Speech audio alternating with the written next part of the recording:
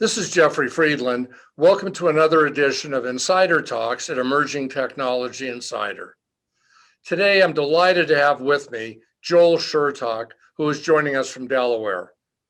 Joel has a PhD in chemical engineering from Princeton. Welcome, Joel. Hi, Jeff. Happy to be here. Joel has agreed to spend a few minutes with us to discuss process commercialization in a post-COVID world. That's sort of a mouthful, Joel, but let's get started with basics. What exactly is process commercialization? Well, process commercialization is a process wherein you take a small scale process that one does in glassware and scale it up to first pilot plant and then into commercial production. So typically, a chemist will come up with a process. It's in beakers, it's in retorts, and chemists can make 10, 15 grams at a shot. And goes to a customer says, this is the best stuff I've ever seen, but I need a drum to evaluate my process. And the chemist is thinking, well, that's about 2,000 beakers. That's a little more than I can do. So what you do is you come to me as a chemical engineer, and I'll take that glassware process and put it into a pilot plant with real chemical equipment, reactors and vacuum, and make a drum, 400 pounds. And if that is effective, you then take it into a commercial plant where you start making tons. And that, in essence, is what commercialization and scale-up is. Okay, so it's actually somewhat simple when you listen to you explain it that way. It's a simple concept. The deal is in the details, like everything else. Right. Joel, you have a very extensive background in this process commercialization. Can you tell us about some of the projects you've worked on, including some of what you view as perhaps the most exciting or high-profile involvements you've had over the years? Well, I've got two that I think are really interesting because it shows how commercialization can be very, very trickful if you're not careful. We were doing a government project, and we're making a diene, basically an epoxy, that the government was going to use in some sort of nuclear research. I didn't have a clearance, so I didn't know, and frankly, I didn't care. So the chemists came up with a glassware process, very, very nice, and it simulated what the commercial process would look like. But because of cost considerations, it was only operated between 8 o'clock in the morning and 5 o'clock in the afternoon. Shut down, start the next day. It was great. Government liked the stuff, we liked the stuff, built a commercial plant based upon the process, and we started up. And it worked absolutely fine for the first week. Week 2, it began to produce a yellow polymer that nobody wanted. It was a contaminant. And what happened was it built up over a period of time, and operating the unit in the lab for only 8 hours at a shot, it wasn't long enough to see that. So massive panic, as there always is, went back into the lab, this time operated it for a day and figured out what the problem was and solved it. But because it was a government project, a high profile, nobody wanted problems like that. But again, you don't panic and everything is fine. The second one is a commercial product. We made a material called caprolactone, and it's used in the automobile industry to make coatings. Because of the process we used, the coating turned a beautiful color of Kelly green. I mean, you couldn't duplicate that if you wanted to. It cost you a fortune. But it's supposed to go into a clear coat, and the customer was not happy about having a green tint. But we convinced him that this is part of caprolactone chemistry, and he bought the line. Then the Japanese came in and said, wait a second, we've got a caprolactone that's clear. And by God, they did. And the customer said, you've got like 2 weeks to clear this problem up or you're out. And it was a big customer. So what happens when it happens? Massive panic, and went out saying, Shertok, solve it, solve it, solve it, solve it. And it was a very interesting project because it turned out the color body was less than 1 ppm of the whole thing, tiny, absolutely tiny. It was made in the reaction step, which nobody realized. So we had to beat on the reaction step for about 2-3 weeks, and we got rid of the color body, and everybody was happy. We saved the business, and it was very, very satisfying. We had a whole team of people down in one of our plants for 2 weeks straight, great success, and that's what commercialization is all about. Oh, okay. Joel, COVID-19 and the pandemic has just affected everybody and everything. What, from where you sit, has been the impact on process commercialization as a result of COVID-19? And, what do you see happening today? Is it better than 6 months or 9 months ago? Well, basically, it's been a disaster. I work with a lot of startups, and a lot of these startups work in labs. I mean, that's how you begin to scale up. Many people are locked out of their labs. I've been dealing with colleges, Stony Brook, Queens College, and a part of CCNY, and basically they have been locked out for the last 6 months to a year, which means they couldn't do any work, which means commercialization came to an absolute halt. Even worse, people who were in the same lab had to relocate. One group I'm dealing with was with CCNY. One contributor had to go back to Austin, Texas.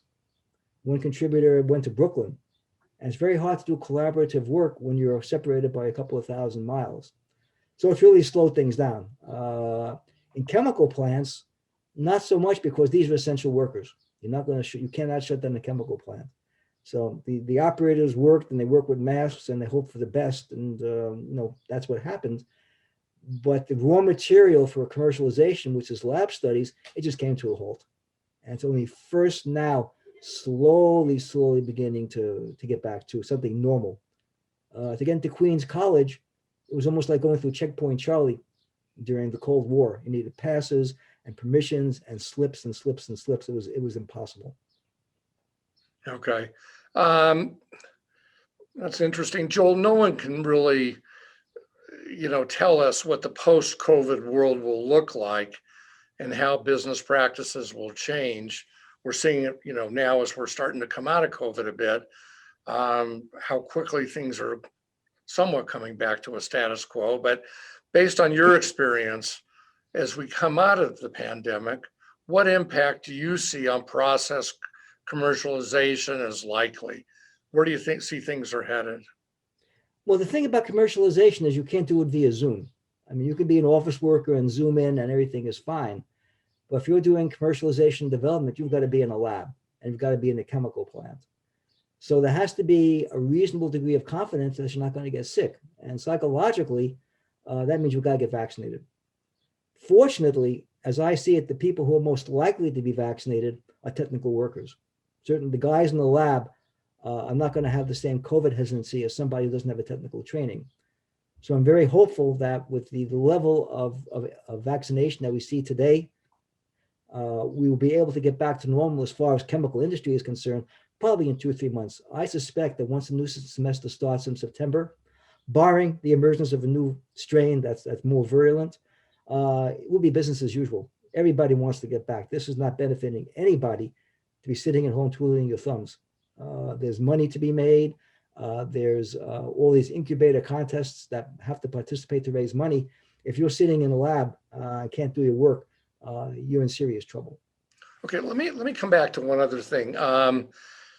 You're doing consulting work right now, right?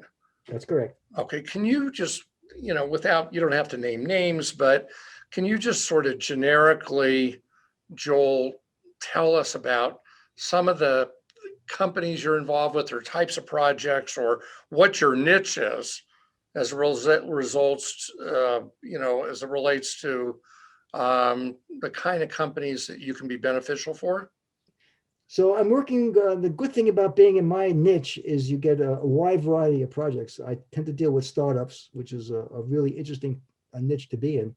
So I'm working with one company right now is creating a novel ion exchange membrane to generate hydrogen as part of the green economy.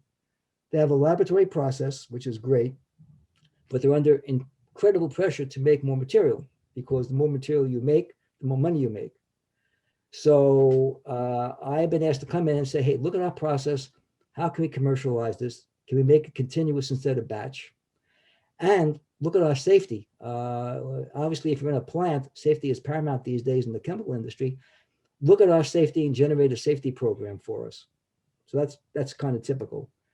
Another company has a very novel microbe that loves to eat contaminants in brownfield sites. And of course, Delaware has a lot of old DuPont buildings. Right. Rochester has a lot of old Kodak buildings. This bug loves to eat pollutants. So you mix it with mix the bug with contaminated soil, heat it, and 2 days later it's all gone. So a fantastic way of converting brownfield to greenfield with minimum effort. Also, there's a lot of work these days with PFAS, basically part of the old, the Teflon supply chain. This bug likes PFAS too. So wonderful methodology for eating it up and making, getting out of water, getting out of soil, but infinite possibilities. That's really interesting. Okay, Joel, are there any last thoughts you'd like to leave us with today? Well, I would like to submit that doing commercialization is the heart of chemical engineering. I mean, working with a process that you're just debugging is okay, but when you're starting with a process that is first being conceived and first being created, there's so much potential to get in there and make a really interesting process, save the money up front, do the right things without making all the heartache of trying to correct something that's already an establishment.